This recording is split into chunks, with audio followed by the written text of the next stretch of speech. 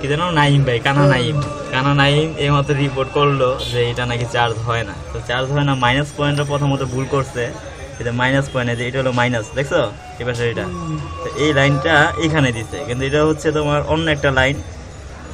কিসের লাইন থেকে নিছে, তোমার FM রেডিও যে লাইনটা ওইখান থেকে ওই দিয়ে দিচ্ছে, ঠিক আছে। তো মাইনাস আমরা অন্য একটা পয়েন্ট থেকে, মানে বোর্ডের যে কোনো এক পয়েন্ট থেকে, তো ওইটা হলো তোমার একটা লাইন দেওয়া হয়েছে FM পয়েন্ট, তো ওখান দিয়ে দিলে তার কাজ দেবো না, তাই না। এখন আমরা মাইনাস পয়েন্টটা লাগাইলাম, তো মাইনাস নিয়ে ঝামেলা শেষ, তাই না। এখন হলো প্লাস পয়েন্টটা যে কোনো এক জায়গাতে দিতে হবে, কিন্তু একটু খেয়াল করো আমাদের কানা নাইম কাজ করতে গিয়া এখানে দেখো একদম প্রত্যেকটা প্লাস পয়েন্টের লাইন খুঁজতে উঠে আলাইছে, দেখছো এই যে পয়েন্টটা, তো খুঁজতে উঠে আলাইছে। এখন কি করা যাব, আমাদের নতুন একটা লাইন টানতে হইব। তো লাইনটা যে টানবো এখানে তার লাইন নাই, তো মেন যে আইসিটা সেই আইসি থেকে আমরা লাইনটা টানবো। আমরা একটা সূত্র শিখছিলাম, যেখানে দেখো R220 একটা লেখা আছে ফিউজ, এটা পাশে 6 পায়ের একটা আইসি আছে, খেয়াল করছো। তো চার্জিং পয়েন্টটা কি হয়, যে এখান থেকে তোমার পয়েন্টে এখানে এসে থামে, তারপর এখান থেকে আবার ব্যাটারিতে যায়, এই তো। এখানে তো আমরা মাপটা একটু দেওয়ার চেষ্টা করি, এক্সটেন্ডে দেই, দেখো খেয়াল করে দেখো, মাইনাসে মাইনাস রাখলাম। তো প্রত্যেকটা পিনের ভিতরে আমরা মাইপা দেখি, এটা ফুল দেখায়, তো এটা তো এগুলি তো ওভার হয়ে দিতে পারে, তাই না। তো আমাদের সূত্র কি ছিল, যে আংশিক দেখালেই একটা পয়েন্ট হইতে পারে, বা ফুল না দেখাও একটু এইদিকে করো, ফুল না দেখায়, যেমন দেখো এই পয়েন্টগুলি একটু ফুল দেখায়, একেবারে ফুল, তাই না।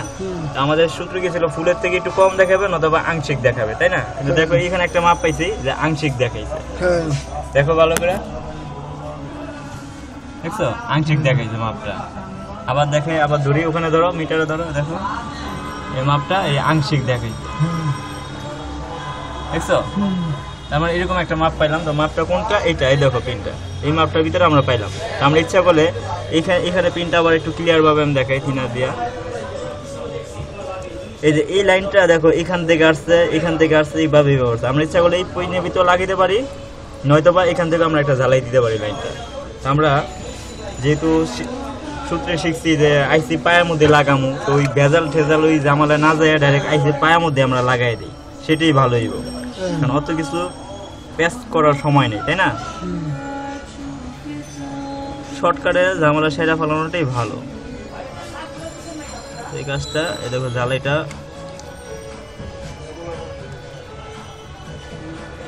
এই আমাদের জ্বালাইটা হয়ে গেল। এখন আমরা একটু পরীক্ষামূলক টেস্ট করি, দেখি কিভাবে কি কাজ করা যায়।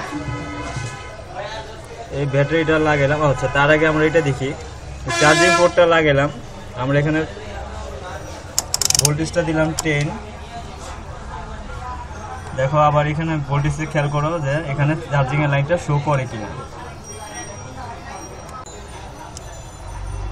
দেখছো ভোল্টেজটা শো করে, তার মানে কি এখন চার্জ দেওয়ার মতো উপযুক্ত। তো আমরা ব্যাটারিটা কানেকশন দিয়ে দেখি,